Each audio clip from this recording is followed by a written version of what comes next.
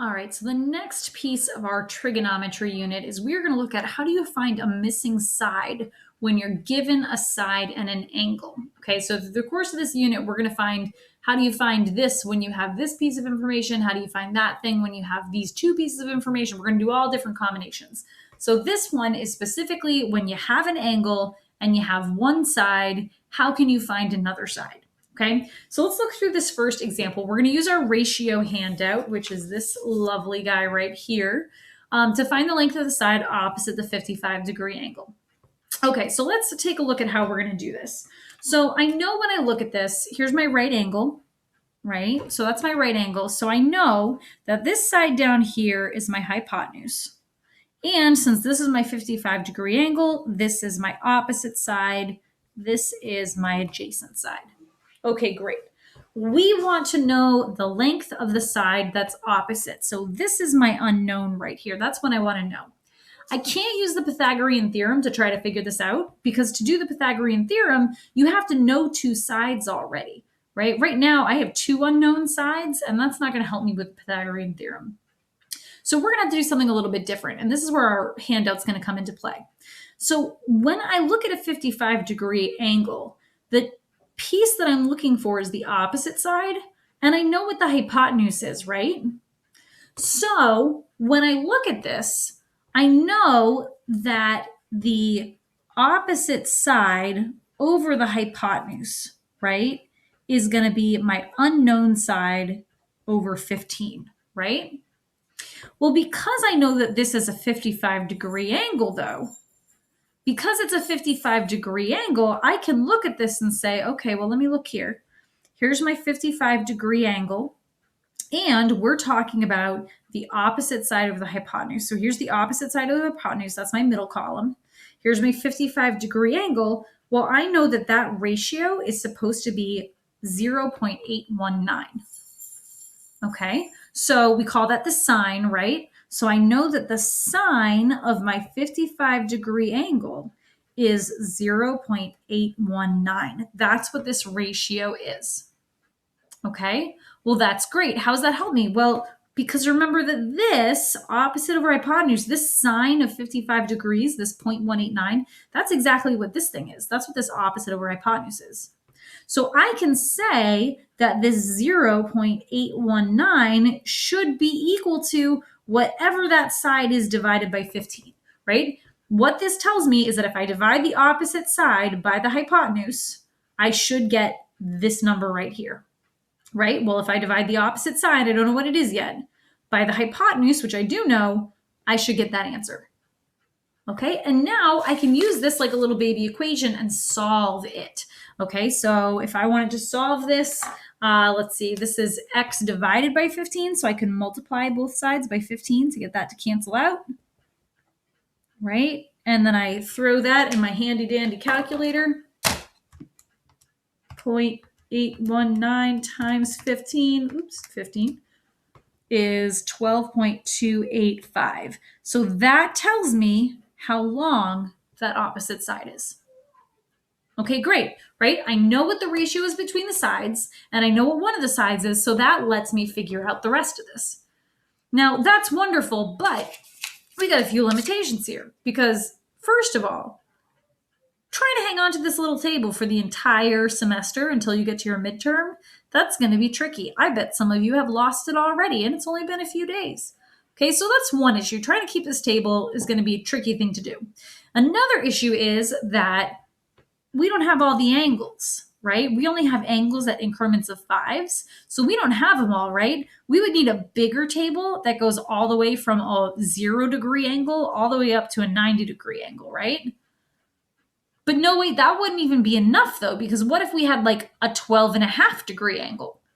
Well, then just having every degree angle wouldn't be enough. I'd have to break it down even further, and then even further, and then even further, right? So it's getting pretty inconvenient to use this as a table.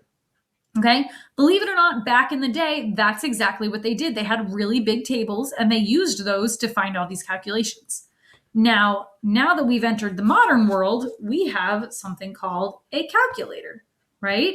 And stored within this calculator is this table, okay? So when I take a look at my calculator and I say, calculator, when I have an 55-degree angle, what's the ratio of the opposite to the hypotenuse side? Well, you can just type in sine of 55 and hit enter, and your calculator will tell you, oh, it's 0.819. And look, it's even more exact than our table was. It's got more digits to it, which is always nice. More exact is always better than less exact, right? So that is what your calculator is going to be really useful for. If I want to know what the opposite over adjacent ratio is for a 30-degree angle, well, that's tangent. I can type in tangent of 30, and that's going to give me that same ratio. Okay, so all of the information in this table is contained on your calculator within these 3 buttons. Okay, and we just have to learn how to access it correctly. Okay, so that's what we're going to start building on going forward. Okay, so let's take a look. There's some steps here on how to do this, but basically you're going to write a trig ratio that uses the information you're given, right? That's what we did here. Okay, and then solve it using cross multiplication. We didn't need cross multiplication on this one, but generally speaking, I find if you treat them all like cross multiplication, students seem to have an easier time with it. Okay, so let's take a look at this example here. So this one has a 23-degree angle, which means my table's not going to be helpful because I don't have a 23-degree angle on here, right? I have some rough estimates of about what numbers it would be between, but I don't have the exact value. So we're going to have to use our calculator. So the first thing I'm going to do, okay, is I want to find the missing side. So I'm going to start by just labeling some stuff. Here's my right angle. So I know this is my hypotenuse. And from this angle, this is going to be the opposite side. And this will be the adjacent side, right? All right, so we're going to start with either the opposite side or the adjacent side. It does not matter which one. I'm going to start with the opposite side just because, I don't know, I like that one better. So I'm going to call this X. That's going to be my unknown for now. So if I'm looking for the opposite side, the other piece of information that I have is my hypotenuse. So I need a trig ratio that compares the opposite side and the hypotenuse. So which one ends in OH? SOHCAHTOA. So SOH, right? So sine. Okay, so I can use my sine. So I know that the sine of my 23-degree angle, and remember that's just a fancy word, it's just an abbreviation for what the ratio is. So I know the ratio of the opposite to the hypotenuse for a 23-degree angle is whatever my unknown side is divided by 15, which is conveniently the same number that we had last time.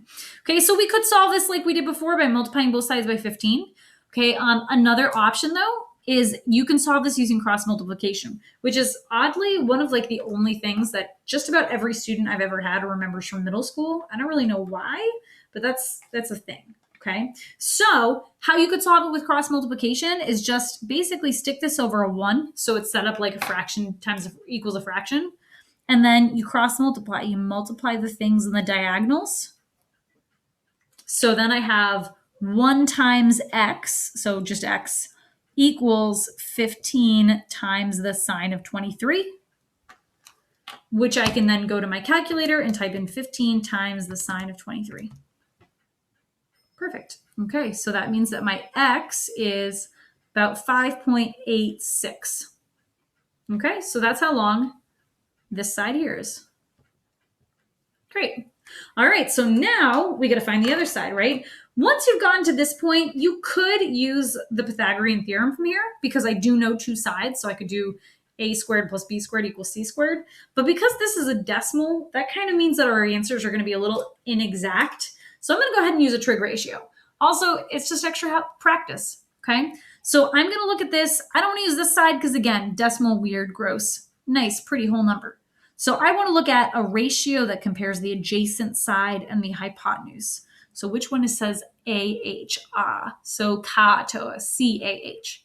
Okay, so that's cosine. So the cosine of a 23-degree angle, okay, cosine is adjacent over hypotenuse. We'll call that y. So that's going to be y over 15. Okay, so then I'm going to solve this. And again, if you want to, stick a 1 under it and then solve it by cross multiplication.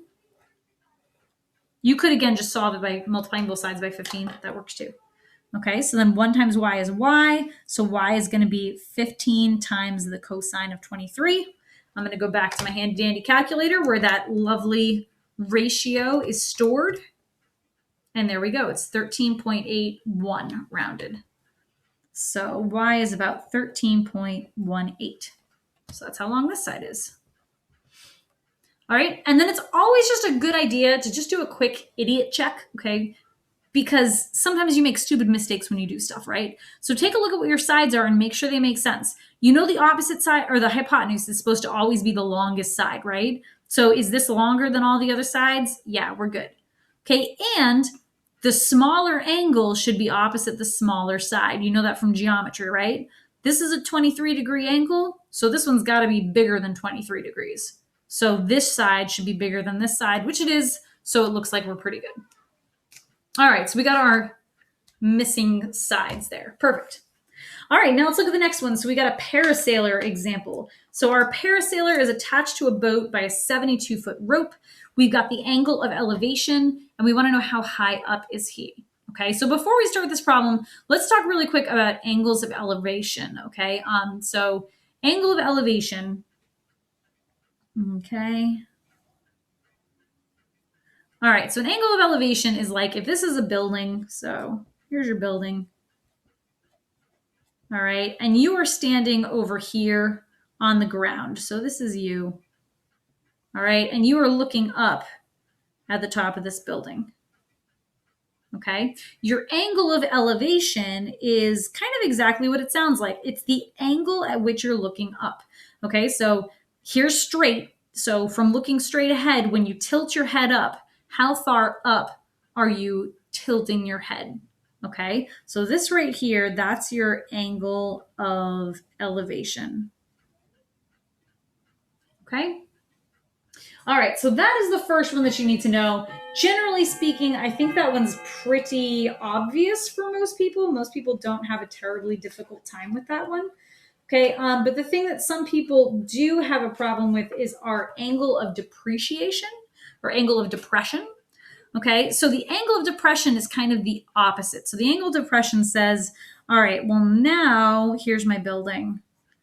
Okay, now instead of being on the ground looking up, now you're on top of the building and you're looking down. Oof. Okay, sorry. So that went kind of wonky there, but you get what I'm saying. So the angle of depression is similar idea. Like most people tend to think it's this angle right here because you see that triangle. Okay, but it's not actually. So the angle of depression, just like the angle of elevation, is from looking straight. How far did you tilt your head up?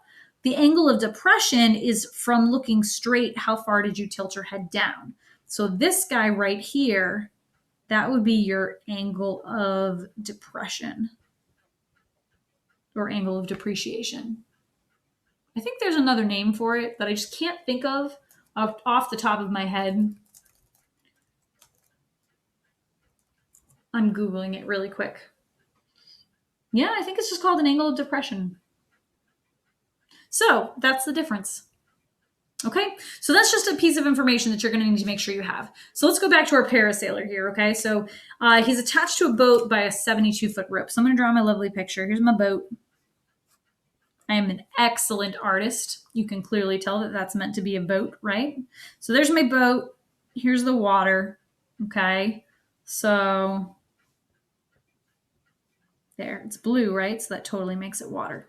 Okay, and then we got this parasailer who's attached up here. So parasailer, that's when you have like the dude and he's got like the parachute attached to him, right?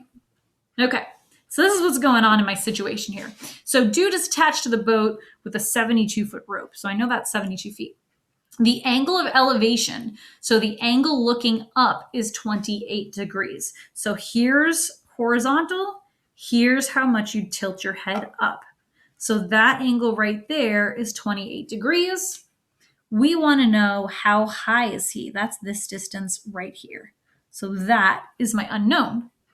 And height is always measured straight up, which means it's going to be perpendicular to the horizontal. So there's my lovely right triangle. Okay, so now I've just got to use this to figure out which ratio am I going to use. Well, from this angle, this would be the opposite side. this would be the adjacent side, and this would be the hypotenuse. So I need the ratio that compares opposite with hypotenuse. So which one's OH? SOH, sine, SOHCAHTOA, right?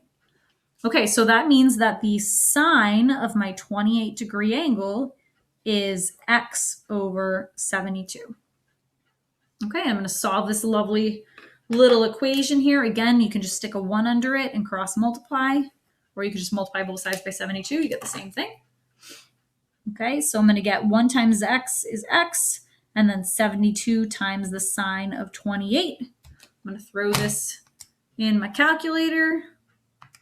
Oops, I put that first. No big deal. Just make sure you close your parentheses. That's important. All right, so that's going to work out to 33.80. Okay, I'm rounding to the nearest hundredth. So you do need to include the 0, right? Just like how we've always been rounding here, 2 decimal points. So I'd have to include the 0 in this case, just because that's what we're rounding to. Okay, so dude is about 33 feet high. Okay, and that's the answer to my problem. Okay, so again, recap, right? All that we're doing is we're using the information contained in this table. We're using the fact that we know, right, based on looking at some triangles, we know that anytime you have a particular angle, that the ratio of the sides always stays the same.